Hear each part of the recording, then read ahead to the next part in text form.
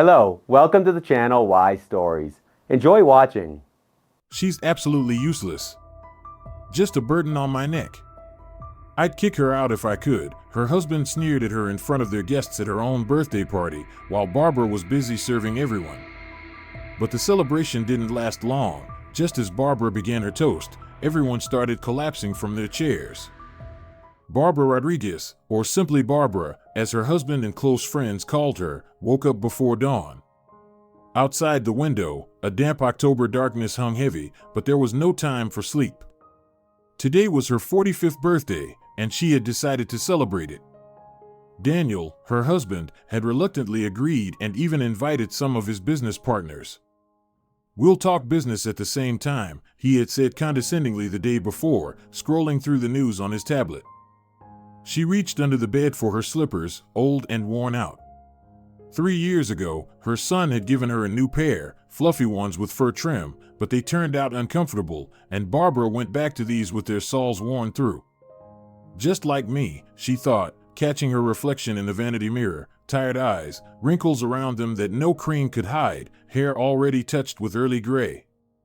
45, and still ripe as a berry, the saying her mother loved to repeat came to mind.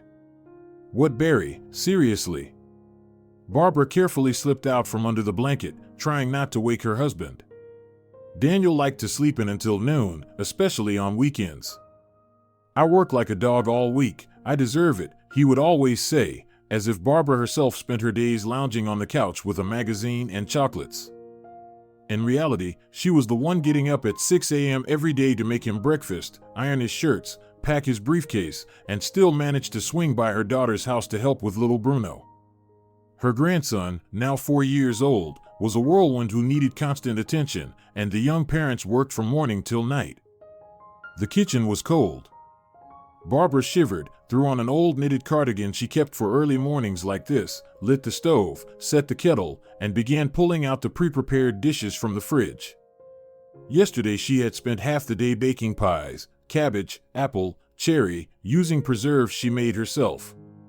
She had also marinated mushrooms she and her friend Elena had picked in September. Daniel had just scoffed back then, "What a pastime. Like some peasant women with baskets. You'll poison yourselves with those toadstools." She hadn't argued. After 23 years of marriage, she had learned to let such remarks pass, though each left a small, nearly invisible scar on her heart. The scars piled up, layering one over the other, healing but never disappearing. Barbara started slicing roast pork into thin pieces for the party sandwiches. Fragments of thoughts flitted through her mind, the day's plans, the to-do list.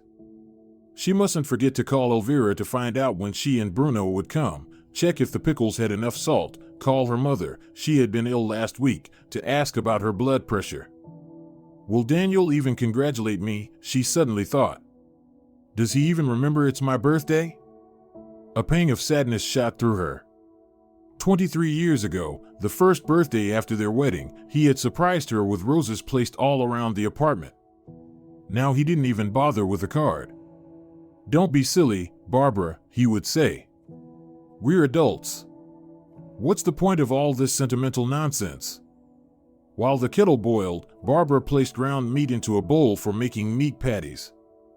Daniel had loved meat patties with mashed potatoes and pickles ever since they had first met at a university meeting.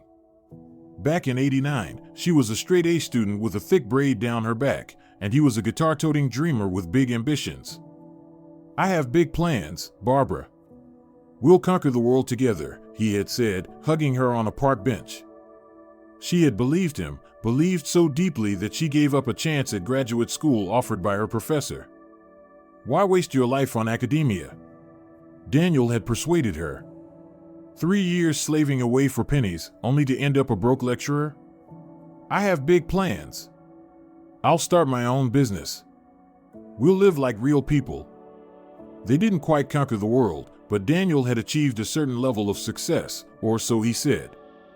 The fact that behind every one of his achievements stood her sleepless nights drafting business plans, her idea to open electronic stores in residential neighborhoods instead of downtown, her talent for dealing with suppliers and bankers that somehow got forgotten, erased as if it had never happened.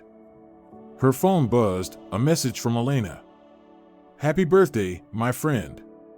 May all your dreams come true. Just don't tell Daniel, he might get scared." Barbara smiled.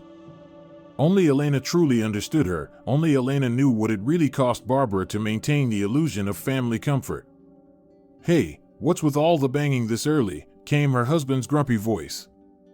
Barbara jumped and turned around. Daniel stood in the kitchen doorway, disheveled, wearing the silk robe she had given him last New Year. The gray at his temples and the bald patches gave him the look of a seasoned bureaucrat.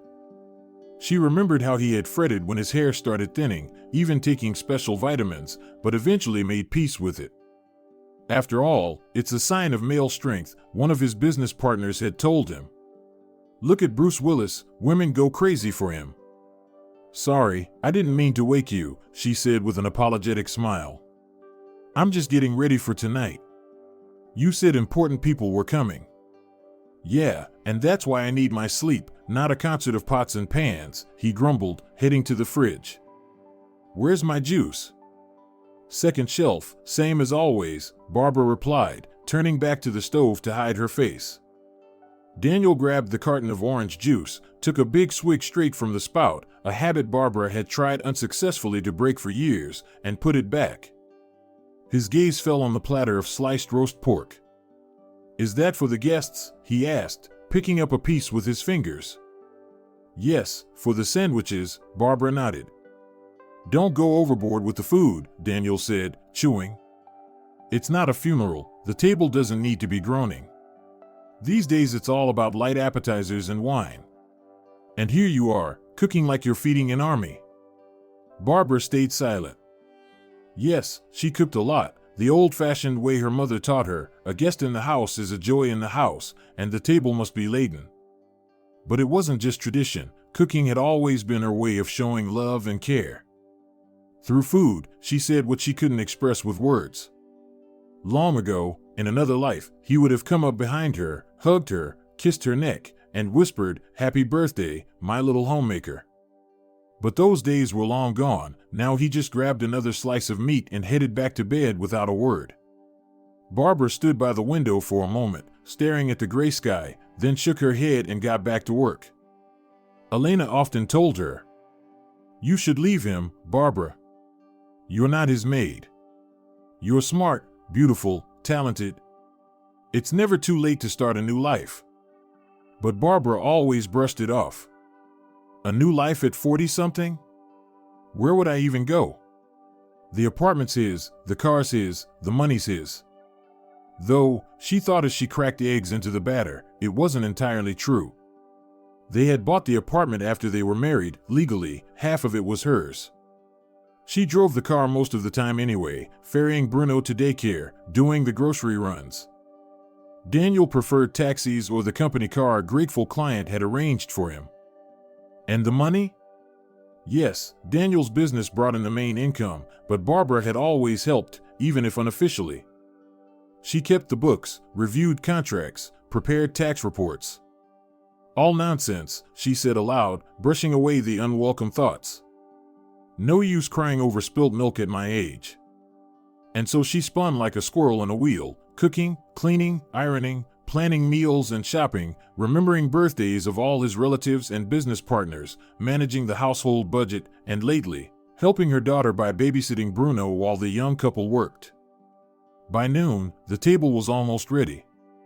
The phone buzzed again. It was her son David. "Mom, happy birthday. Sorry we can't make it today. Felicia has a fever and we don't want to take any risks. But we'll celebrate next weekend, okay?" Attached was a photo, 2-year-old Felicia holding a giant teddy bear and a sign that said, "Love you, Grandma." Barbara smiled as she looked at the photo of her granddaughter. It was a pity they wouldn't be coming, but the child's health was more important. Now there was just enough time to shower, freshen up, and put on the dress she had bought a month ago, dark blue with tiny silver sequins, inexpensive but elegant. She had been saving up for it little by little since spring, setting aside money from the household budget Daniel gave her. He would have laughed if he knew about her secret stash, but Barbara had long since learned to keep small secrets to herself. She took the dress out of the closet, shook it out to smooth the creases. The last time she had shown it to Daniel, he had just snorted. "You should dress more modestly at our age, Barbara. You look like you're heading out for one last party." She had wanted to reply, "And when do we ever go out, Daniel?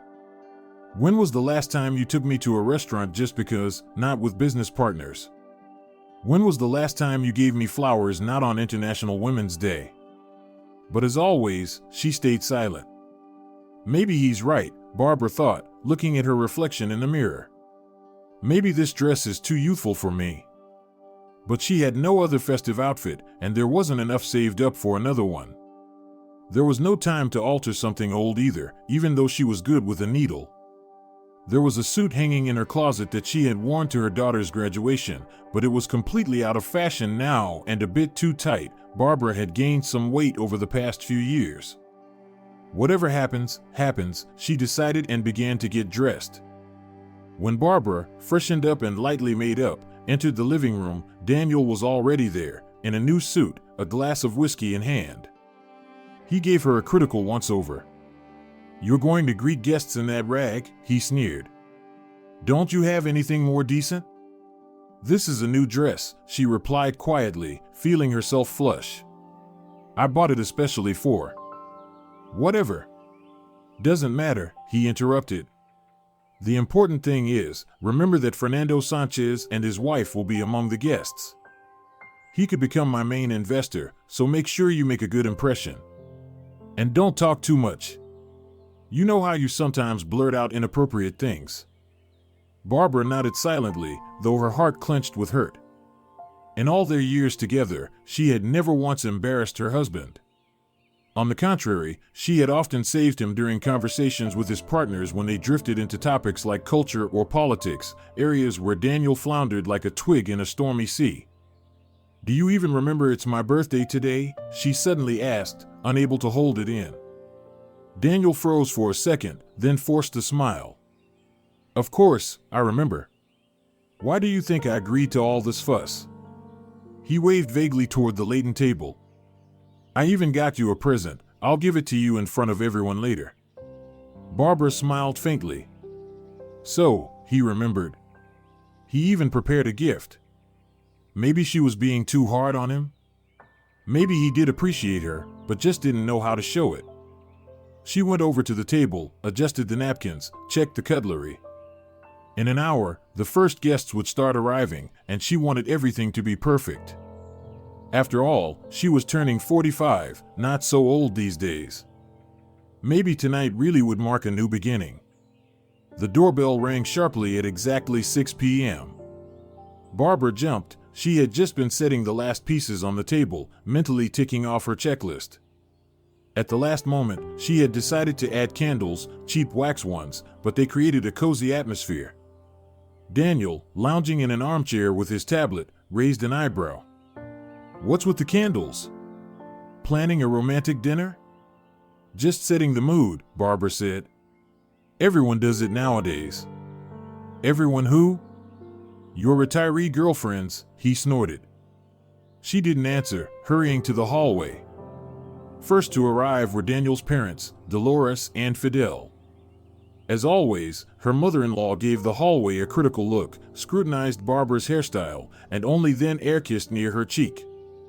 "Well, Barbara, getting old little by little," she said instead of a greeting, slipping off her mink coat. "In my day, women were already grandmothers at 45, and here you are, dressed like a girl, little dress, high heels. Oh, and what's that odd brooch? Bought it in the countryside?" Barbara instinctively touched the small silver maple leaf pinned to her dress, a gift from her grandson Bruno, crafted by his own hands in school. "It's from Bruno," she replied proudly. "He made it himself." "Well, that's different," Dolores nodded patronizingly. "Children are sacred. By the way, where's my Daniel?" In the living room, Barbara pointed to the door. "Well, go on then, birthday girl, lead your guests."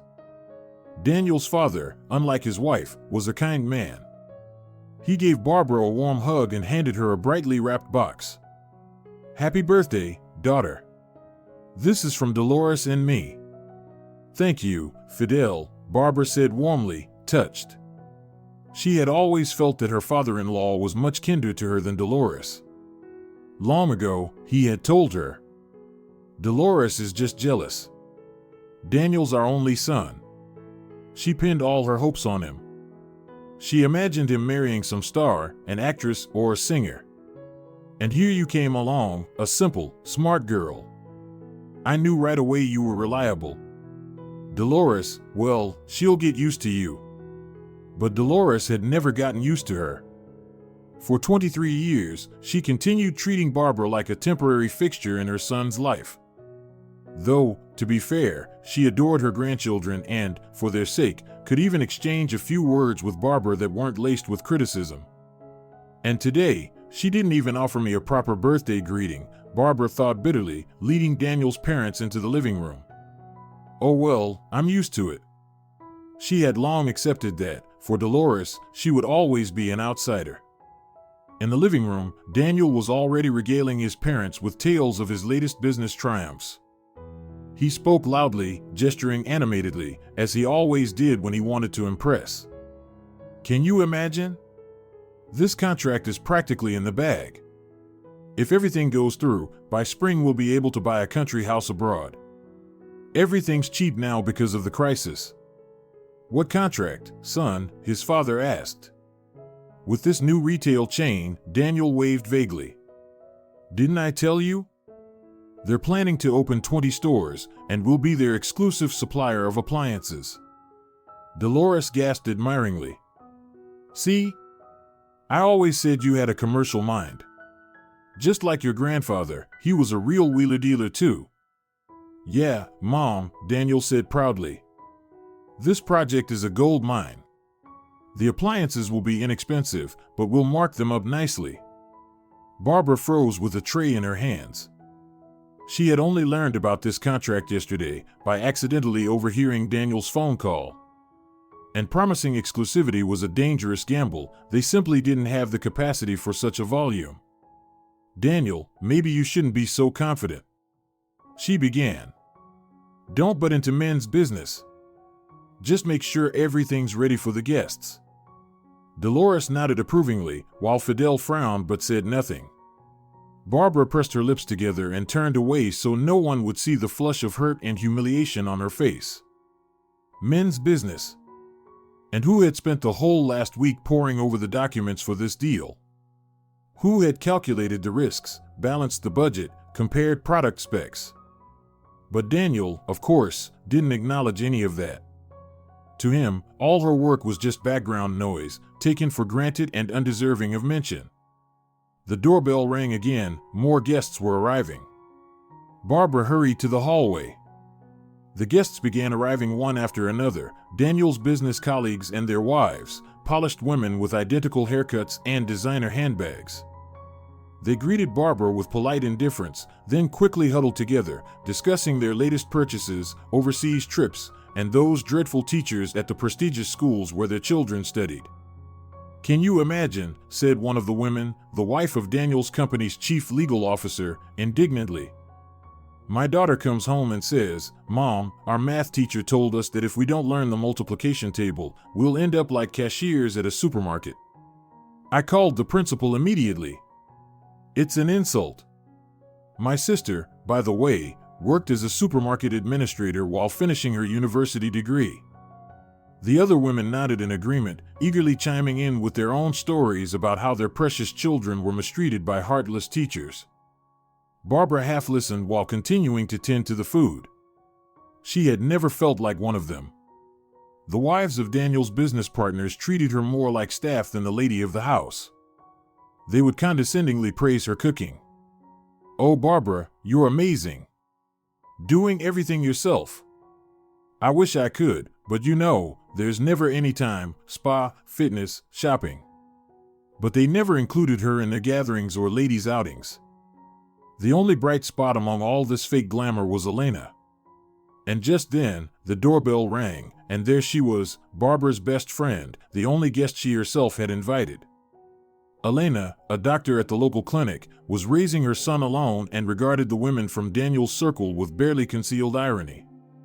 "Happy birthday, my friend," Elena said, giving Barbara a warm hug and thrusting a bag into her hands. "Here. It's from me. And don't you dare open it in front of everyone, it's something intimate." She winked, and Barbara couldn't help but smile. Knowing Elena, it could be anything from ginseng extract to boost libido after 40 to lacy lingerie from an adult store. Her friend believed Barbara had gotten too buried in domestic life and needed to remember she was still a woman, not just a wife, mother, and grandmother. "How you don't wilt among these pretty flowers, I'll never understand," Elena whispered as she helped arrange the plates. "All they talk about is fur coats, even in the middle of July." "Don't exaggerate," Barbara smiled. "They just live a different kind of life." "Yeah, a never-ending holiday," Elena snorted. "And you're slaving away for everyone like a modern-day Cinderella." "Did Daniel at least remember it's your birthday?" "He said he did," Barbara replied softly. "He even got me a present." "Hope it's not another frying pan," Elena muttered skeptically. "Last year he gave you a kitchen appliance. As if your only interests are household chores." Barbara shrugged vaguely. Daniel's gifts were always practical. He believed presents should be useful, not frivolous. But deep down, Barbara sometimes dreamed of something beautiful but useless: perfume, jewelry, tickets to a concert. Concert tickets, however, were pure fantasy. Daniel hated crowds, and the last time they had gone to a concert was a decade ago, when their daughter performed at a school festival. "Well, no use guessing. You'll see soon enough," Elena said cheerfully.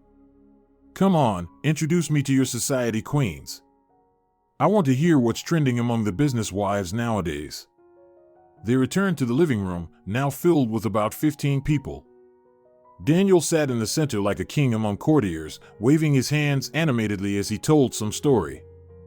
Judging by the bursts of laughter, he was recounting an anecdote about competitors, Daniel's favorite topic at business meetings. "So I tell him," Daniel boomed, laughing at his own joke. "Hey, where'd you learn to write business plans? Culinary school?" The guests joined in his laughter, though some did so out of politeness rather than genuine amusement. Barbara noticed Elena roll her eyes and nudge her gently, as if to say, "Don't start." Elena had a habit of bluntly putting Daniel in his place when he went off on one of his self-important monologues, but tonight wasn't the night for confrontations. The doorbell rang again. Standing at the door was a tall man with distinguished gray at his temples, Fernando Sanchez, the potential investor Daniel had mentioned. He and Daniel had known each other back at university, but then Fernando had left for Germany under contract and only returned a few years ago as a wealthy man. "Barbara." He smiled warmly, handing her a bouquet of white chrysanthemums and blue irises. "Happy birthday. You haven't changed a bit since we last met." "Thank you, Fernando," Barbara said, blushing as she accepted the flowers. "Come in, Daniel's been waiting." "I'm alone today," Fernando said, taking off his coat. "Gabriella stayed in Munich. She's attending a scientific symposium." Barbara nodded.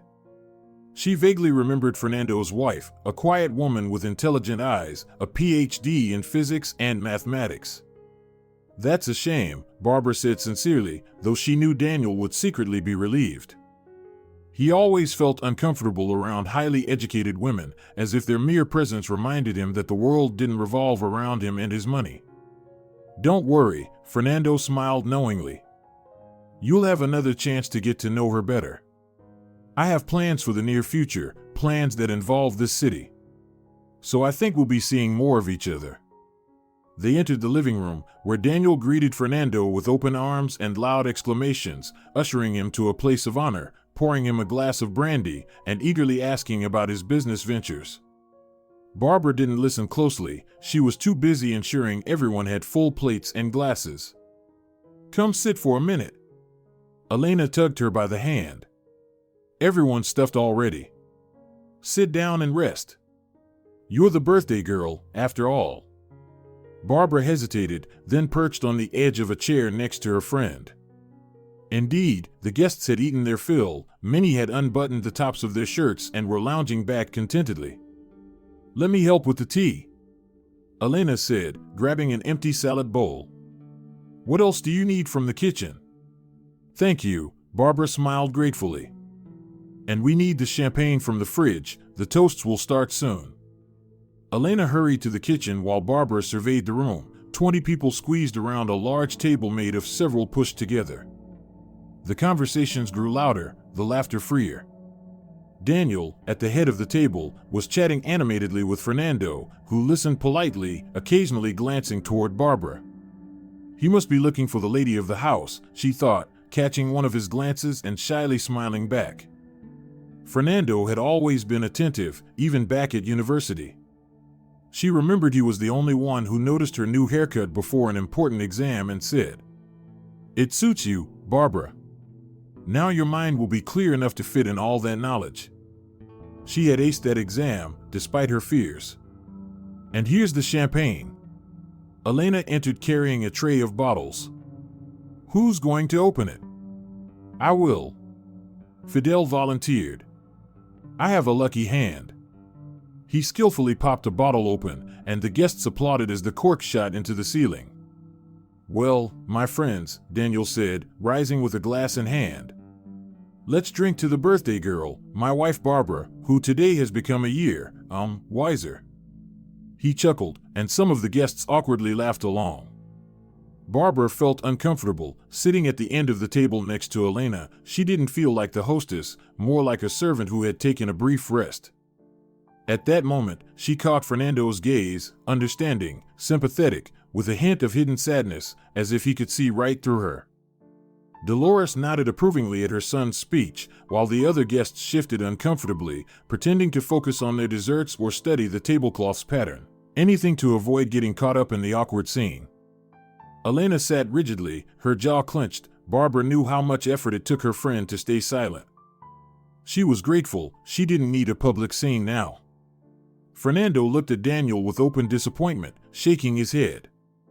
It was strange for him to hear this from someone he had once known as a student.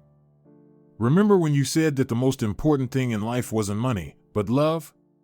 Fernando said quietly. "How you dreamed of changing the world, making it better." Daniel snorted dismissively. "We were all young romantics once. Then life taught us, romance is nice, but you can't live on student stipends forever.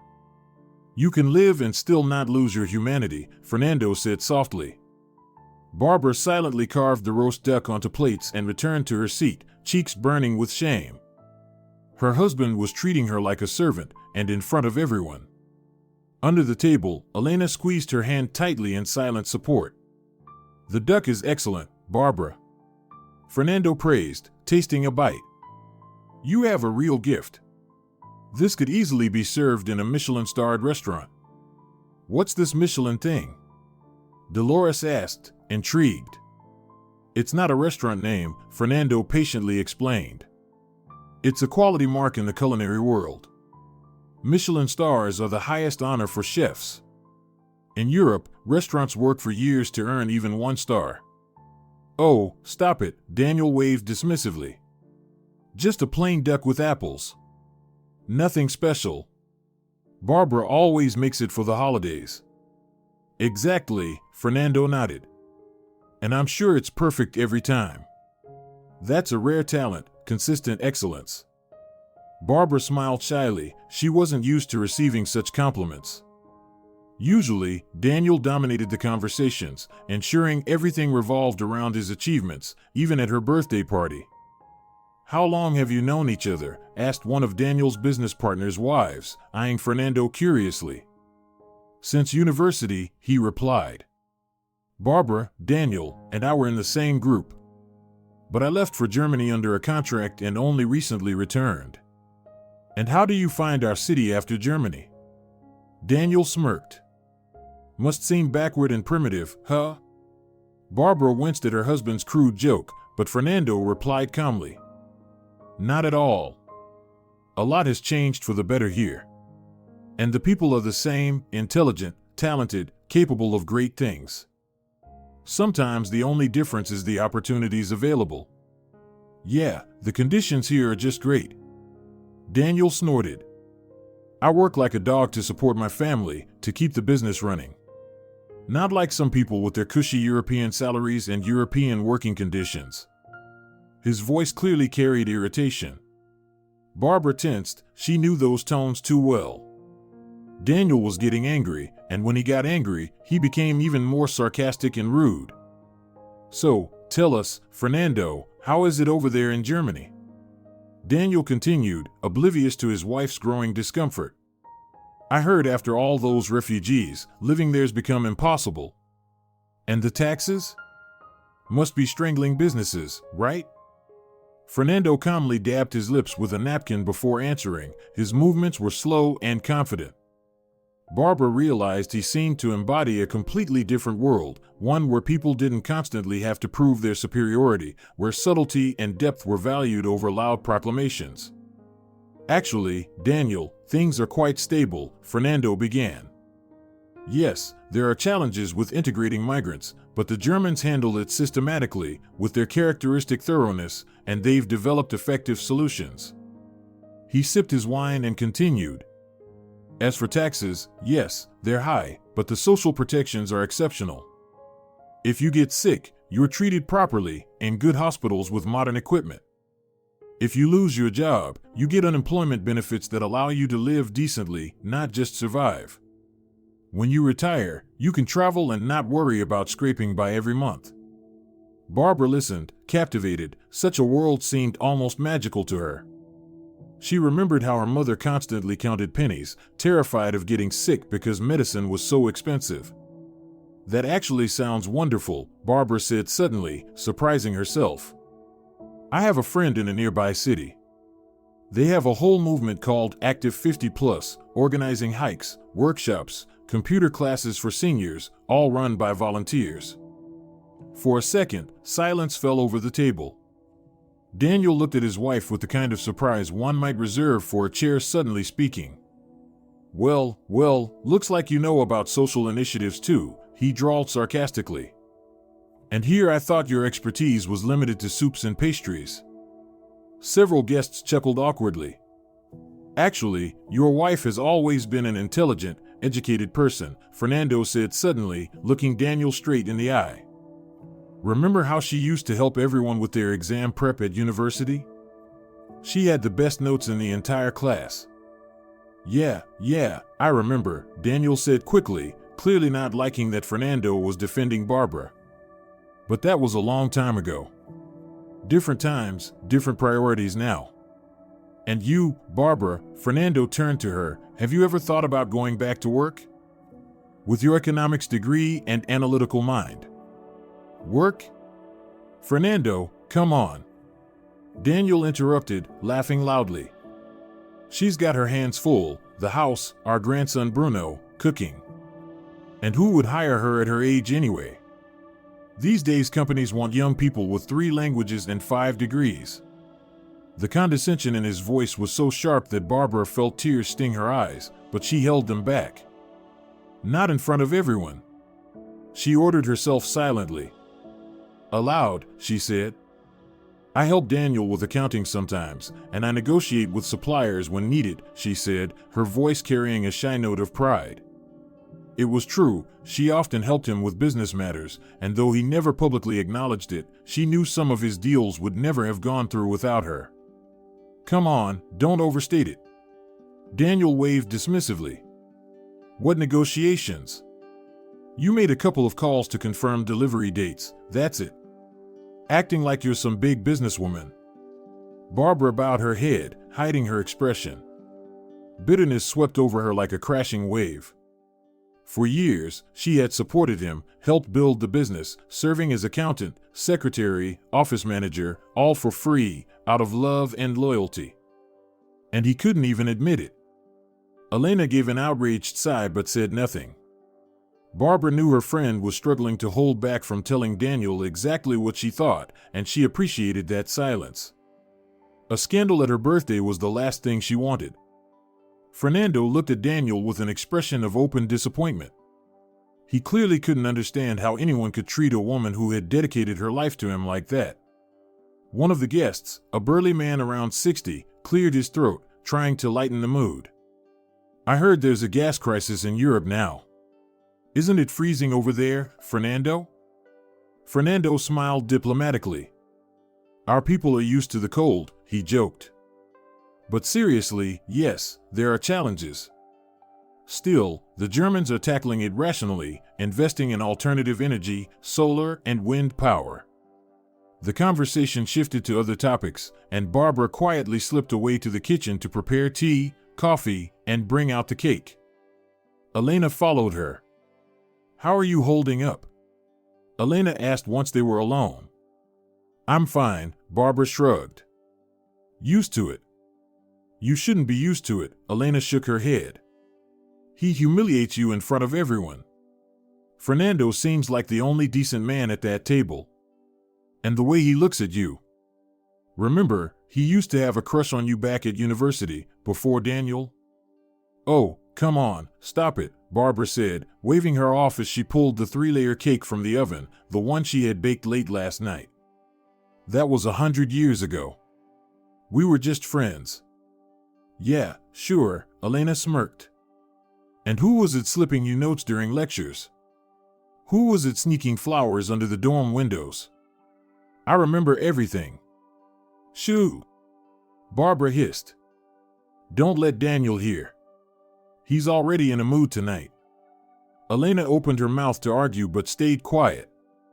She knew it was pointless. Barbara always defended Daniel, even when he was dead wrong. Well, go back to your darling husband, Elena sighed. He's probably already shouting, wondering where his wife's disappeared. Barbara smiled faintly. Elena always said exactly what she thought, and for that, Barbara loved her. She was a breath of fresh air in the stifling atmosphere of pretense that had surrounded Barbara for years. They returned to the living room with tea, coffee, and the cake. The guests gasped in delight when they saw the cake, adorned with candied fruit and intricate chocolate decorations. Who made such a beautiful cake? One of the women exclaimed. Did you order it from a bakery?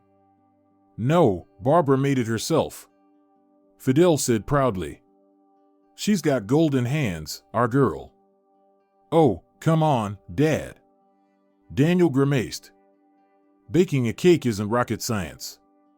Not exactly a major achievement. The smile faded from Barbara's face. She silently began cutting the cake, willing her hands not to shake. A small thing, maybe a husband not appreciating a homemade cake, but for Barbara, it was the drop that overflowed the cup. She realized with painful clarity that nothing she did seemed to make Daniel proud or happy. Even in small things, he found ways to belittle her, to put her in her place. You seem to enjoy belittling other people's talents, Fernando said suddenly, staring directly at Daniel. Especially the talents of your own wife. The room fell into an awkward silence. Daniel clearly hadn't expected such a public rebuke, especially from an old friend. His face flushed red, but he quickly composed himself and forced a smile. Oh, come on, Fernando. I'm only joking. Barbara and I have been together for 23 years. I know her inside and out. She's just a simple woman, no fuss. No need to spoil her with compliments, she'd get a big head. He said it lightly, with a smile, but the steel in his voice made it clear. This was a warning for Fernando to mind his own business. You sure don't spoil her at all, Fernando observed. Why should I? Daniel slurred slightly, the alcohol loosening his tongue. What do you need from a woman? A clean house, good food on the table, and no boredom in bed. All that flower petal nonsense is for the idle rich. Barbara froze, cake knife in hand. It felt like she could physically feel each word from Daniel stabbing into her heart. Was that really how he saw her, not as a person, but as a function? The room grew heavy with discomfort. Even those guests who usually echoed Daniel's every word now avoided looking at him. No one knew how to react, especially at a birthday party, especially in front of his wife. Elena opened her mouth to say something, but Fernando spoke first. You know, Daniel, You're lucky to have a wife like Barbara. Many men can only dream of such a woman." He said it calmly, but there was a challenge in his eyes, as if offering Daniel a final chance to rethink.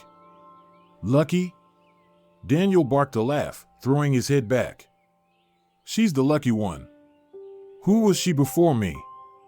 Just a plain girl from a plain family, a mother who was a schoolteacher, a father who worked at a factory. I lifted her up, dressed her, bought her an apartment, a car. Before me, she'd never even left this city. With me, she saw Turkey, Egypt. It's not clear who's luckier." Dolores nodded in agreement with every word her son said. The rest of the guests looked away uncomfortably, unsure how to react. Fernando watched Daniel with open disappointment, shaking his head slowly. "It's strange to hear this from someone I knew as a student," he said quietly. "Remember how you used to say that love was more important than money? How you dreamed of changing the world, making it better?" Daniel snorted mockingly. "We were all young romantics once. Then life taught us that romance is nice, but you can't eat it, not on a student stipend." "You can eat every day," Fernando said softly, "and still not lose your humanity." "Oh, spare me the sermons." Daniel grimaced. "You've been living in Europe too long, you've lost touch with reality. It's no vacation resort here, you know, here it's either eat or be eaten. I chose the first." He took a large gulp of whiskey and continued with renewed energy. "And anyway, at least I'm honest. I don't pretend to be a saint. Most men cheat behind their wives' backs, drink secretly, and sweet talk about eternal love. I've always been straightforward with Barbara, never promised her the moon." "That's true," Barbara said suddenly, and everyone turned to her in surprise.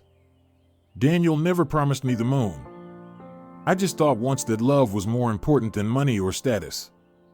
I thought the main thing was being together, in good times and bad, supporting each other." Her voice was unusually firm. A heavy silence fell over the room. Even Daniel seemed stunned that his wife had spoken, not meekly, not apologetically, but with a dignity unfamiliar even to herself.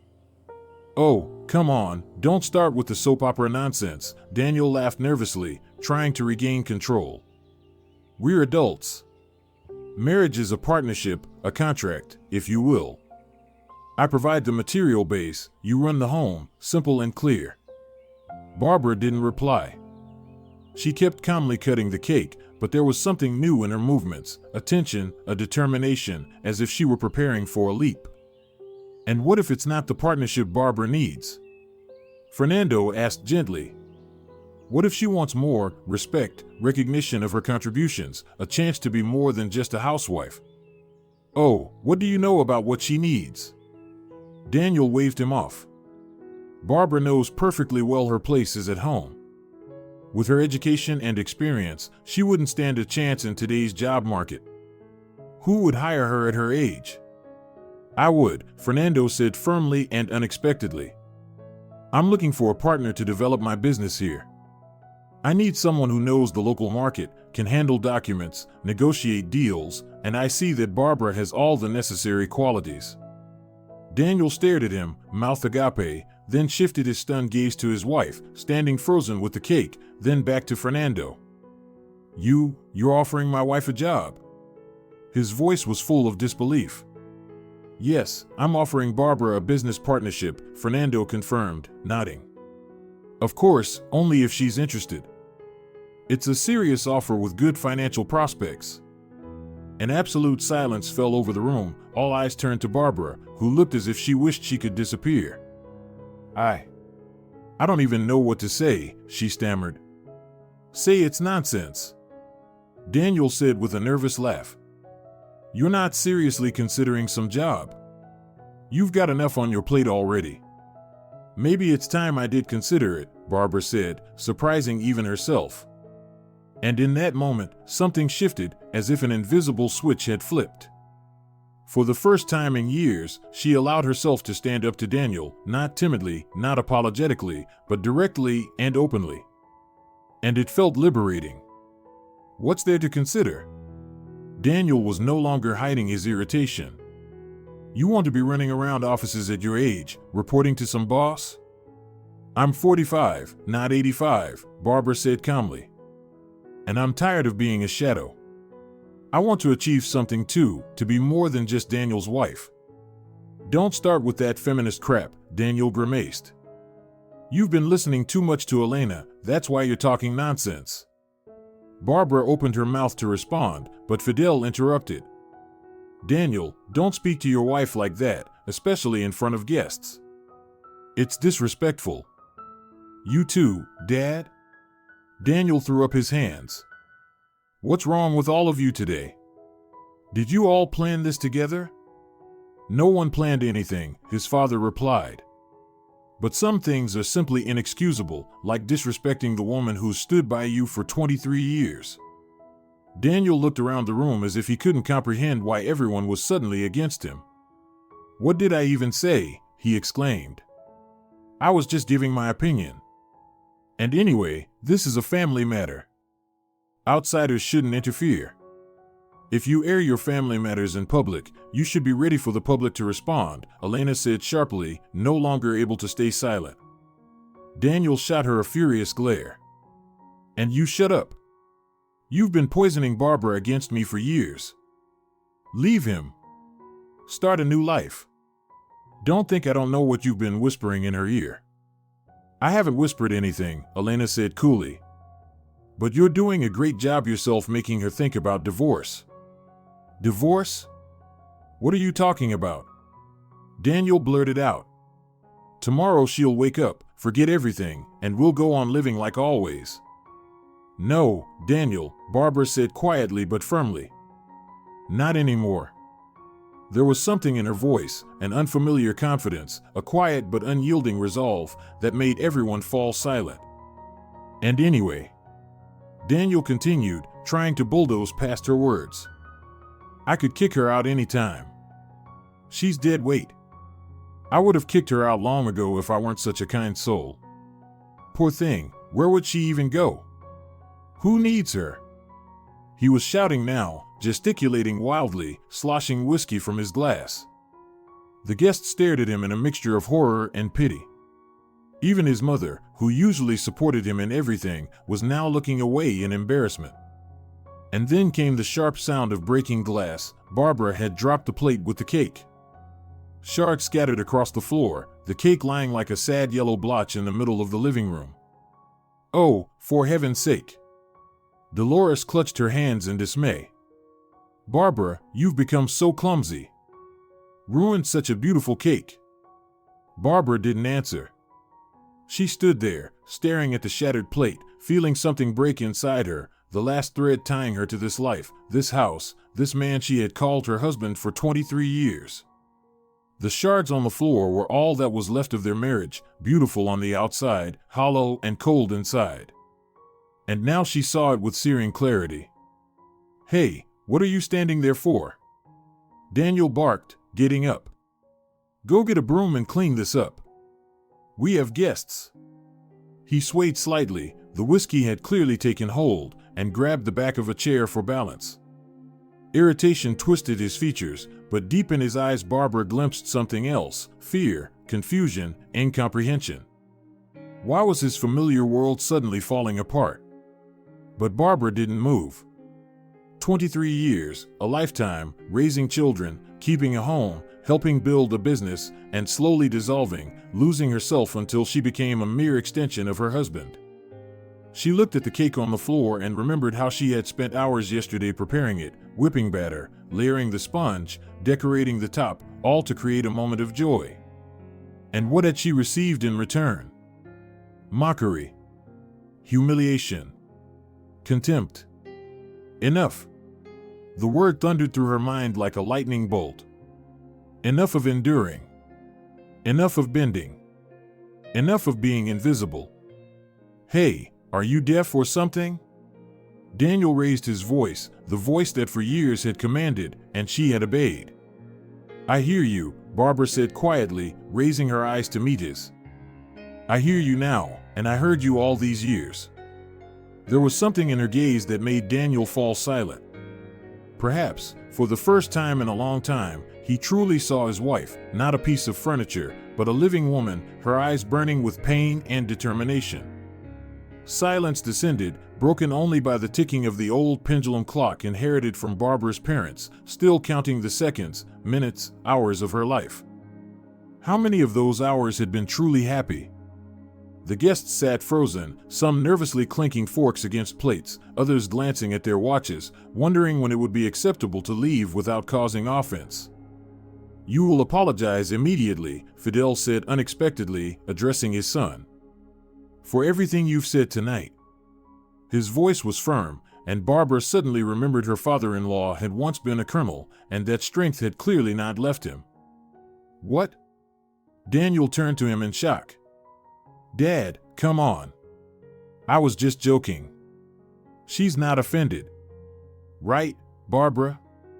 He looked at her with a forced smile, the same smile that always pleaded with her to cover for him, to smooth things over. But not this time. "No, Daniel," Barbara said, shaking her head. "Not anymore. I'm not offended anymore." And it was true, she no longer felt hurt, only a vast, overwhelming fatigue and relief. Strange, sweet relief that the masks had finally fallen away. She looked around the room. Some faces showed sympathy, some awkwardness, some barely concealed glee. Elena mouthed silently, "Go on, Barbara. Say it all." And Barbara realized she wanted to speak, not shout, not accuse, but simply tell the truth, calmly and with dignity. Perhaps for the last time, speaking to Daniel as his wife. "You know, Daniel," she began, feeling an extraordinary calm settle over her. "Today's my birthday. I'd like to make a toast, is that allowed?" She raised a glass of champagne, somehow untouched by the chaos, and marveled that her hand did not tremble. "I want to toast to honesty. To the truth that finally came out today.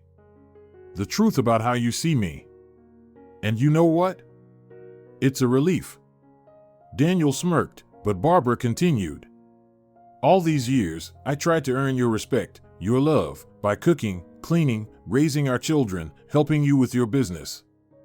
"Helping with the business?" Daniel scoffed. "That's rich." Fernando shook his head, looking at Daniel with visible disappointment. It was clear he found it hard to believe this arrogant man was the same friend he once knew. "Yes, Daniel," Barbara said firmly. "Who suggested opening stores in residential areas instead of downtown? Who wrote the first business plan? Who found the first suppliers? Who does the bookkeeping while you pretend you can't use a computer?" Daniel opened his mouth to argue but said nothing, caught off guard by the truth. "Didn't know?"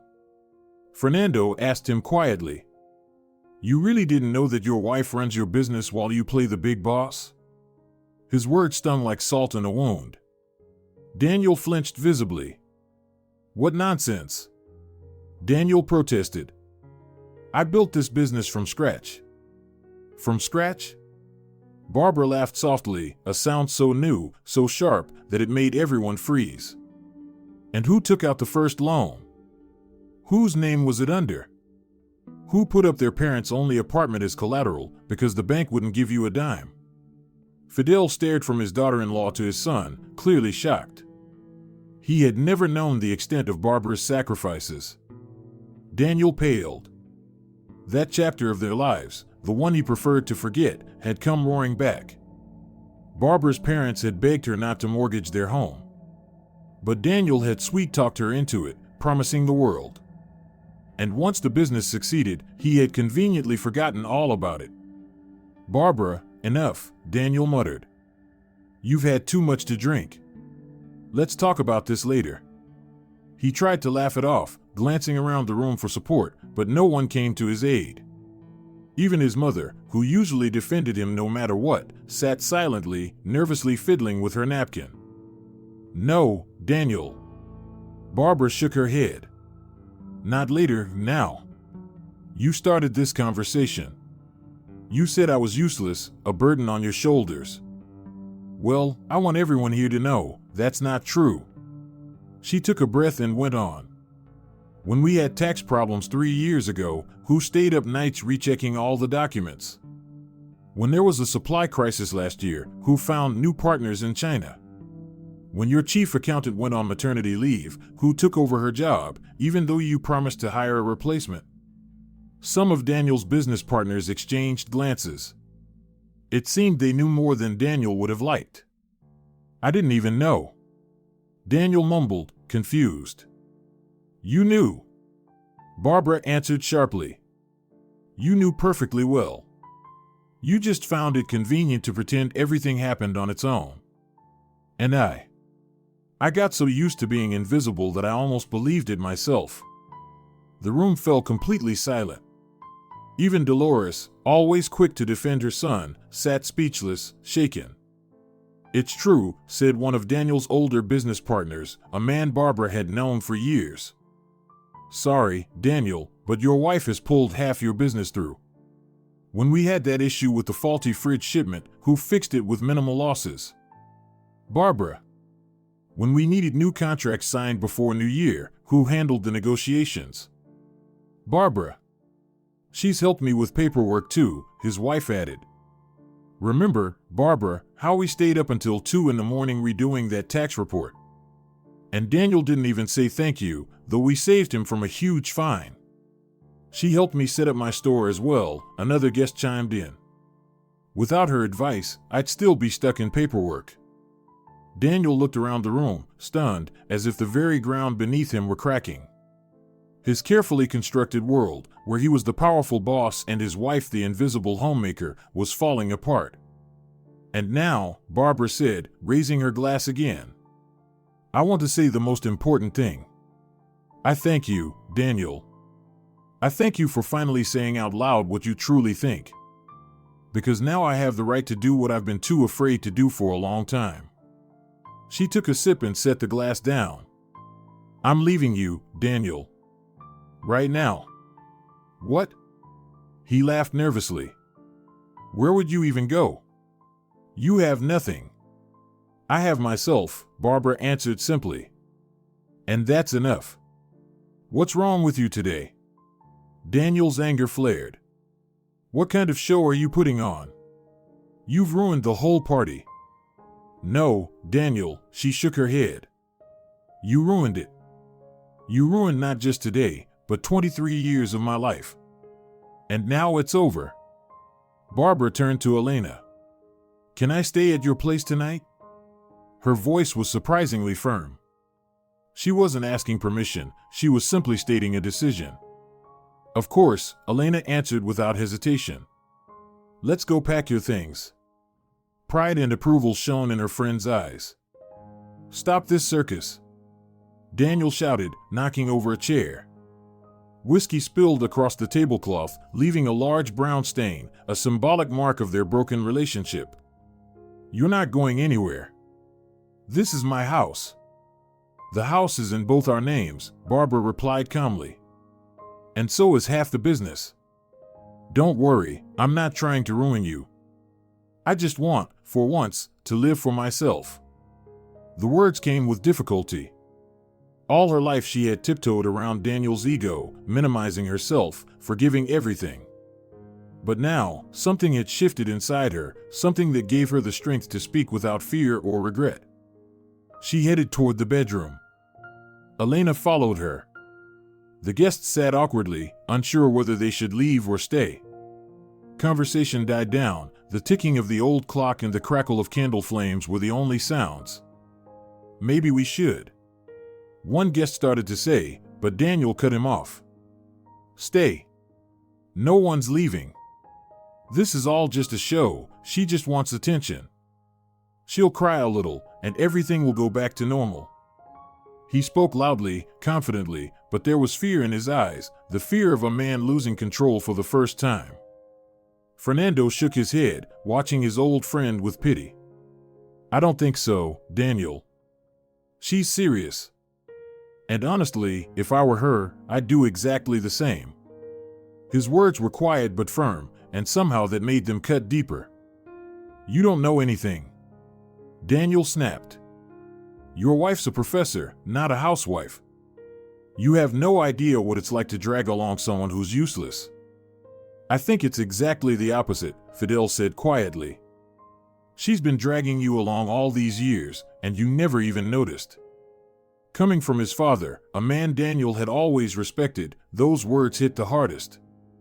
He stood frozen, mouth open, unable to respond. You too, Dad? Daniel turned desperately to his mother. Mom, say something. But to his shock, Dolores said nothing, her eyes cast down.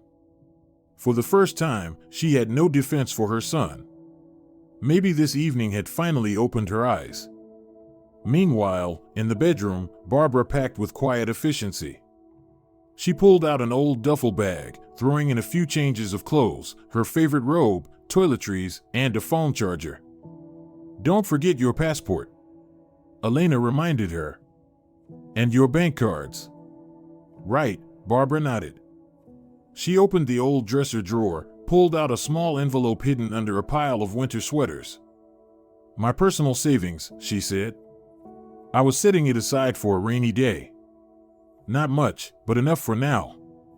Smart girl, Elena nodded approvingly. My grandmother always said, a woman must have her own money, to never depend entirely on a man. Barbara smiled sadly, zipping the bag. In 23 years of marriage, she had surprisingly few possessions she truly wanted to take with her. They returned to the living room. Daniel was pacing nervously, tugging at his tie. Come on, calm down, he said, trying for confidence but failing miserably. Let's just forget this nonsense, huh? Barbara shook her head. Sorry, Daniel. But I've made up my mind. I need to live apart, to think about my future. I'll call a lawyer about the divorce. Divorce? Are you insane? Daniel exploded. We're a family. 23 years together. You've lost your mind. No, Daniel, Barbara said softly. I finally came to my senses. I gave you everything. Daniel cried. You can't just walk away. You said it yourself today, Barbara replied, walking toward the door. She's no good to me. Well, now you won't have to worry about me anymore. I'm leaving. Stop. He grabbed her hand. You can't just walk away. What about the business, the documents, the Chinese negotiations? I have a big meeting with investors next week. I need your help with the presentation. Barbara paused and looked at him with pity. See, Daniel? You do know how much I did. But you only remember when you need something. She gently pulled her hand free. Don't worry about the business. Hire an accountant, a secretary, a client manager. It will cost you more than having a free wife slave, but you'll manage. Barbara, you don't understand. Daniel pleaded. But Fernando interrupted. Barbara, I have a business proposition. Everyone turned to him. I'm serious, Fernando said. I'm opening a branch of my eco stores and cafes here. I need a reliable partner who knows the local market and can handle paperwork. I'm offering you the position of executive director, with a share in the business. Daniel went pale. You're stealing my wife? No, Fernando said calmly. I'm offering a talented professional a job, someone who clearly has years of business experience without ever getting proper recognition. He turned to Barbara. It's a real offer, an office, a salary, health insurance, social benefits, and a stake in the business. And of course, the recognition you deserve. Barbara stared at him, overwhelmed. But I don't know if I'm capable. I've been just a housewife for so long. You'll manage, Fernando said confidently. I've seen your work. I know your capabilities. And honestly, that's why I came tonight. I wanted to talk about partnership, though I didn't expect things to turn out this dramatically. Elena squeezed Barbara's hand. Your choice, friend, but it's a good opportunity. What is this, a conspiracy? Daniel exploded. Barbara, you don't know anything about modern business. You only learned computers because of me. That's not true, Barbara said quietly but firmly. I taught myself. And then I taught you. Remember how you were afraid to even touch the keyboard? Someone among the guests snickered.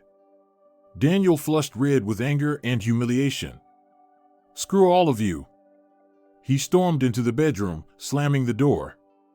My poor boy. Dolores found her voice at last and moved toward the bedroom, but Fidel gently stopped her. Leave him, Dolores, he said. Let him cool off. And we should be going. He turned to Barbara. I'm sorry, dear. We're all to blame for not seeing how he treated you. Take your time and don't rush into anything. Barbara hugged him. Thank you, Fidel. You were always kind to me. The guests slowly began to leave, some embarrassed, some congratulating Barbara on her newfound freedom, some eager to escape the family drama. Fernando was the last to leave. My offer still stands, Barbara, Fernando said. Here's my card. Call me when you're ready to talk. No pressure. Barbara took the card, studying the company's neat logo and phone number.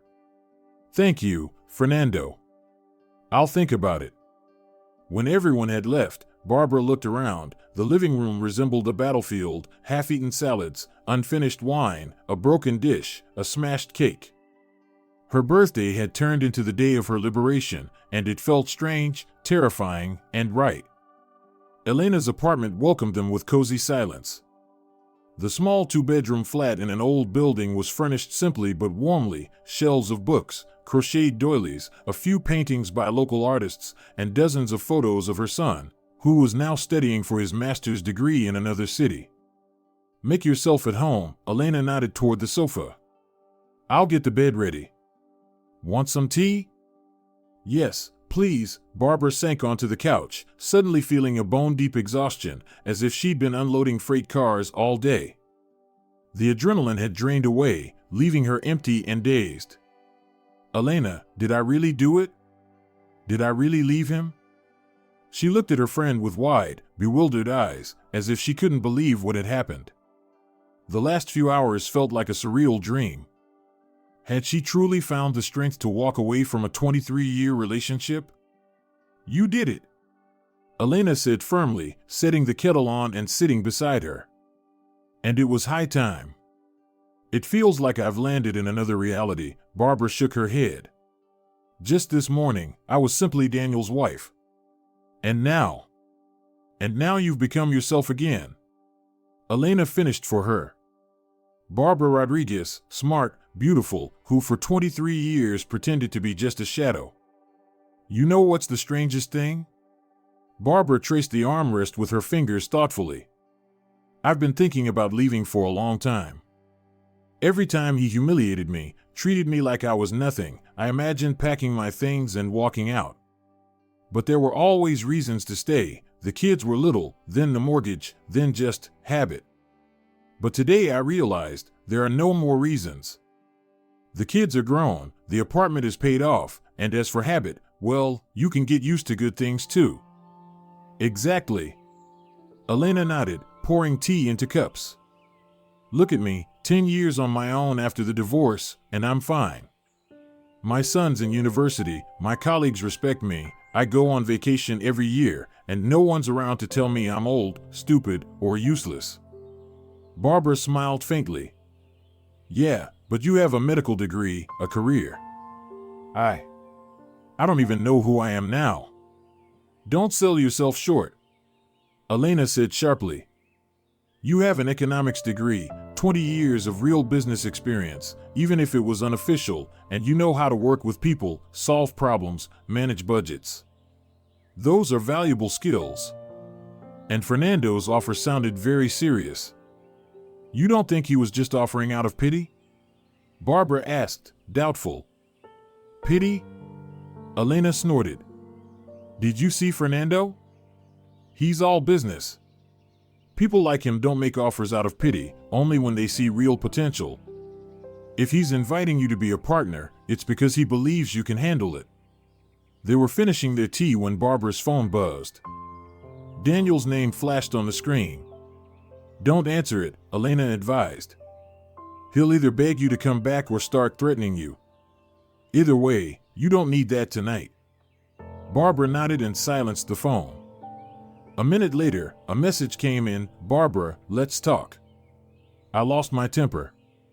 Please forgive me. What did I tell you? Elena smirked, glancing at the screen. Phase 1, apologies and promises. Next comes anger and threats, then emotional blackmail through relatives and kids. Classic. You sound like a psychologist, Barbara smiled. I wanted to study psychology. Elena laughed. But back in the 90s? No such luck. Had to choose medicine to make a living. Still, I keep reading psychology books. I find it fascinating. The phone rang again. This time it was her daughter. Hello, Elvira? Barbara tried to sound calm. Mom, what's going on? Her daughter's voice was anxious. Dad called, mumbling something about divorce, about you leaving. I don't understand anything. It's okay, sweetheart, Barbara sighed. I really did leave your father. We can't be together anymore. But why? Her daughter sounded bewildered. You've been together forever. What happened? Nothing happened, Elvira, Barbara said carefully. I just realized I couldn't go on like this. We're very different people. And your father hasn't treated me very well for a long time. You mean he hurt you? Elvira's voice trembled. No, not physically, Barbara reassured her. There are other ways to hurt someone, words, indifference. You'll grow up, start your own family. I want you to remember, build it on respect. Don't ever let anyone humiliate you or make you doubt your worth. Mom, you're scaring me. Elvira's voice cracked. Where are you now? I'm with Elena, Barbara said gently. Everything's fine, truly. I'm just starting a new life. At 45. Can you imagine? Like that TV show about the career woman after divorce? Elvira snorted, and Barbara recognized the familiar tone, Daniel's sarcasm. Something like that, she smiled. I'm not aiming to be a career woman. I just want to be happy. And you're really not going to make up with Dad? Elvira asked, clinging to hope. No, Elvira, Barbara said firmly. Not this time. I tried for years, and nothing changed. I'm exhausted. After the call, Barbara sat quietly, staring into space. Elena didn't disturb her, understanding her friend needed time. You know, Barbara finally said. I'm not even crying. Isn't that strange? End of a 23-year marriage, it should feel tragic. But instead, I feel relieved. Then you did the right thing, Elena nodded. If you still loved him, you'd be sobbing. But this is closure for something that ended long ago. Yes, maybe. Barbara reached for Fernando's business card. What do you think? When should I call him? I'd call tomorrow, Elena said decisively. Don't put it off. He's serious. Barbara nodded. You're right. I'll call him in the morning. She hesitated. What do you think will happen to Daniel? Elena shrugged. He'll struggle at first. He's used to having everything done for him. But he'll manage. He'll find someone else to play mate for him. Men like that always do. You know. Barbara said thoughtfully. I think I should thank him. Thank Daniel? Elena raised her eyebrows. For what? For saying everything he said tonight, Barbara smiled faintly. If he hadn't, I might have stayed longer, out of habit, inertia. But his cruelty opened the door to my new life. Elena snorted but didn't argue. If that helps you process it, so be it. The important thing is you finally made the decision. Now, let's get some sleep. Tomorrow's the first day of your new life. Barbara nodded and went to the bathroom. She stood in front of the mirror for a long time, studying her reflection. She seemed different. Her brow was smoother, her eyes brighter, her posture straighter. Or was it just her imagination? That night she dreamed of flying, like in childhood dreams, floating above familiar streets and rivers, feeling light, free, and joyous. When she woke up, she lay there smiling, savoring the memory.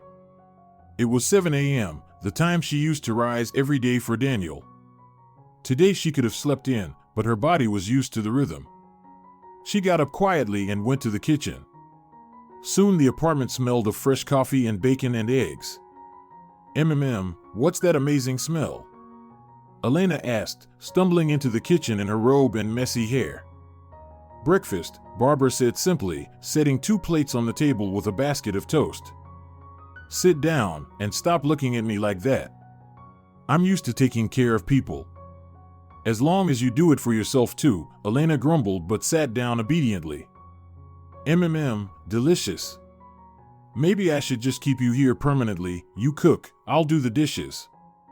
They laughed, and Barbara realized she was laughing freely, without fear of Daniel's disapproval. After breakfast, Barbara gathered her courage and called Fernando. Her fingers trembled slightly as she dialed. "Yes?" Fernando answered briskly. "Hello, Fernando." "It's Barbara," she said, trying to sound confident. "About your offer yesterday." "Barbara." Warmth crept into his voice. "I'm so glad you called. The offer still stands. Would you like to meet and discuss the details?" There was no pity or condescension in his tone, only professional respect and genuine interest. It gave Barbara confidence. "Yes, I'd like that," she said. "How about today?" Fernando suggested. "We could have lunch at the restaurant attached to my hotel, it's downtown. Or I can come to you if it's easier." "No, the restaurant is perfect." Barbara replied quickly. She didn't want him seeing Elena's apartment. And it was better to meet in neutral territory. "What time?" 1 o'clock? They agreed. Barbara hung up, heart pounding like a teenage girl before a first date, a strange, thrilling, forgotten feeling, excitement, anticipation, hope. "Well?" Elena asked eagerly. "Meeting set?" "Yes, at 1, Barbara nodded. "My God, Elena. What am I going to wear?" She looked at her crumpled dress from yesterday, too fancy, too wrinkled for a business meeting. "Why not just go home and grab something proper?" Elena suggested sensibly. "Daniel's probably at work." "And if he's not?" Barbara hesitated. Her new resolve was strong, but another confrontation wasn't exactly appealing. "Then remind him that half the apartment belongs to you, and you have every right to take your things," Elena said firmly. "Don't be afraid of him, Barbara. You don't depend on his moods anymore." Barbara made up her mind. She took the metro home, climbed to her floor, and, heart pounding, inserted the key into the lock. The door opened silently. Inside, the apartment was still a mess from the previous day's party: dirty dishes, half-finished glasses, cake crumbs on the floor. Barbara instinctively reached to tidy up but pulled her hand back. "Not my responsibility anymore. Let him clean or hire a maid," she thought, and the thought felt strangely liberating. How many years had she put Daniel's needs above her own? How many times had she sacrificed her time, her dreams, her comfort for his sake? Maybe it was finally time to start taking care of herself. She quickly made her way to the bedroom, pulled out a suitcase, and began packing clothes: the business suit she had bought at a clearance sale 2 years ago, a couple of blouses, trousers, low-heeled shoes. Then she went to the bathroom to collect her cosmetics and toiletries. She was just zipping up the suitcase when the front door slammed open. "Daniel." Barbara tensed, ready for confrontation, but she decided not to hide. "Barbara?" His voice sounded unsure. "Are you here?" She rolled her suitcase out of the bedroom. "Yes, I came to get my things." Daniel looked unkempt, disheveled, unshaven, red-eyed. He clearly hadn't slept all night. His usual perfectly ironed shirt was wrinkled, and he wasn't wearing a tie, a rare sight. "I called Elena all night," he said instead of greeting her. She wouldn't answer. "I asked her not to," Barbara replied calmly. "We both needed rest." Daniel ran a hand through his already messy hair. "Barbara, let's talk." He took a step toward her, but she stepped back. "Not now, Daniel. I have to go." "Where?" There was a mix of hurt and confusion in his voice. "You're moving in with him? With Fernando?" Daniel stared at the suitcase as if it were proof of her betrayal. After all these years, through all the hard times, Barbara had always stayed. And now, she was leaving, just like that, with one suitcase. Barbara even laughed at the absurdity. "Of course not," she said. "I'm staying at Elena's for now. Fernando and I just have a business meeting today." "A business meeting?" Daniel sneered. "So you're seriously thinking of working for him? You don't know anything about modern business.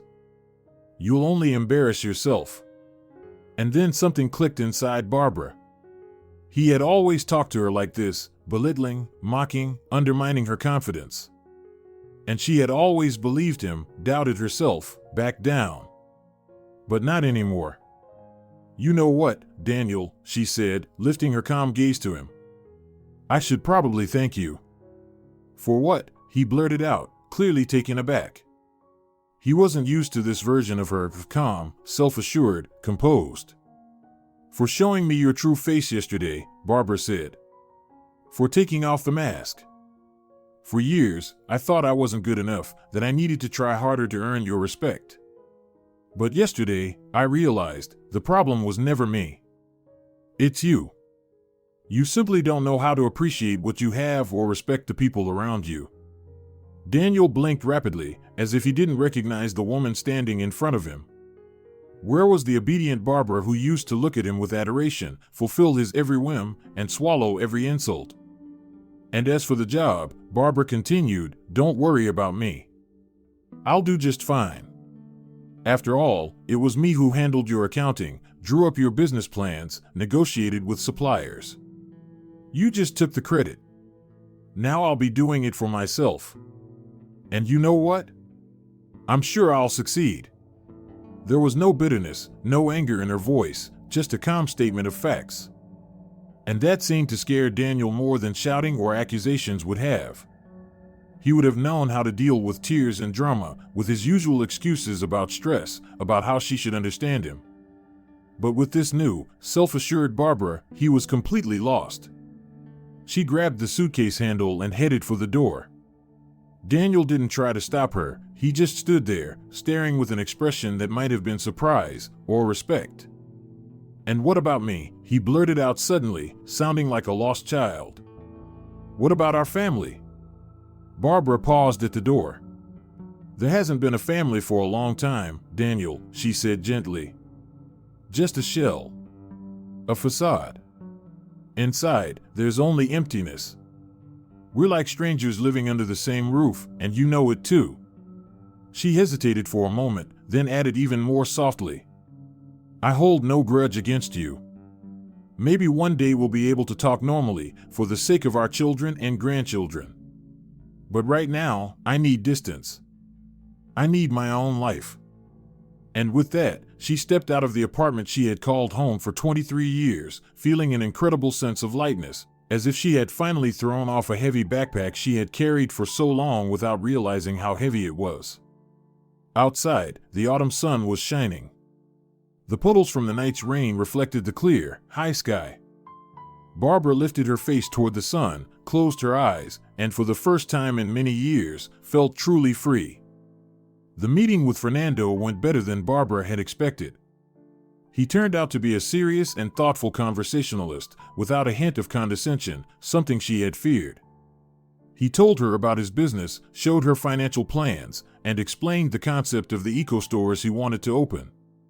"Of course, we'll need to adapt the European model to the local realities," he said as they sipped coffee after lunch. "Different mentality, different consumer habits. For example, in Germany, fresh vegetables and dairy products are in the highest demand. Here, I think eco-friendly household products will be more popular. Our people love a clean home. And cosmetics, Barbara added. Natural, chemical-free. Many women over 40 are starting to think about that now. Several of my friends have switched, even though they have to order it online, and it's expensive. See? Fernando smiled. You're already thinking like a marketer. That's exactly the insider perspective I need. They discussed the working conditions, and Barbara was surprised by the salary he offered. She had never imagined she could be worth so much in the job market. But I don't have any official experience, she said hesitantly. You have the knowledge and the skills, Fernando countered. And intuition. The experience will come with practice. I believe in you, Barbara. It was probably those words, I believe in you, that made the decision for her. Barbara agreed, and they decided she would start in a week once she had settled her personal matters. 3 months passed.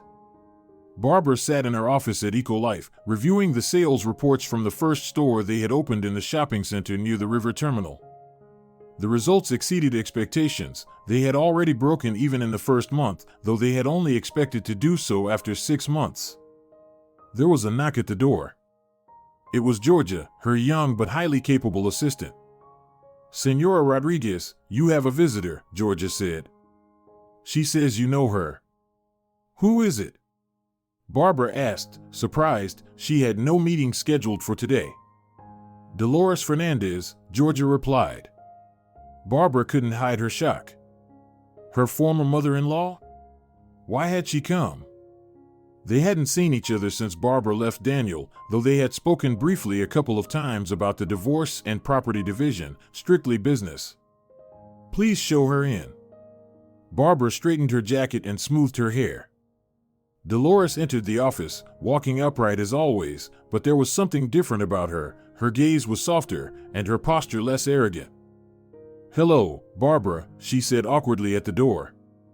Am I disturbing you? Are you busy? No, not at all. Please come in, Barbara said, gesturing to the visitor's chair. Coffee? Yes, please, Dolores nodded, sitting down. Barbara asked Georgia to bring coffee and turned back to her unexpected guest. Has something happened? No, nothing like that, Dolores shook her head. I just wanted to talk. And to apologize. Barbara raised her eyebrows in surprise. Apologize? For what? For the way I treated you all these years, Dolores said plainly. I was unfair, unkind, and I want you to know that I'm ashamed of it. Barbara didn't know what to say. She had never expected such an admission from Dolores.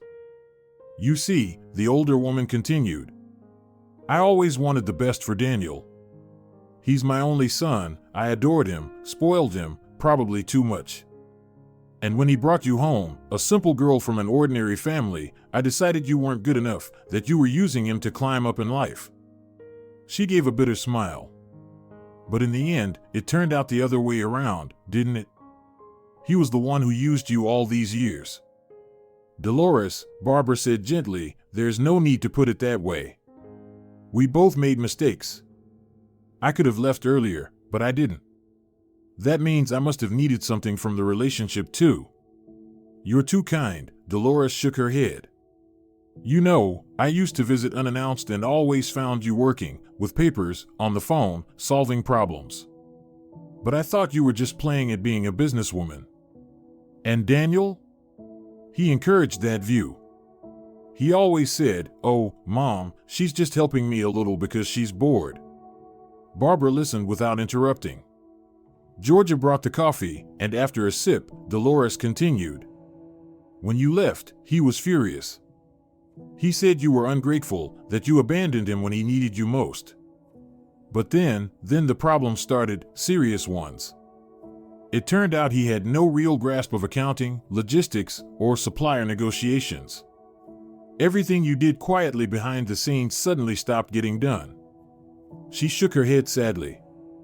He hired 3 people to replace you, and still the business is struggling.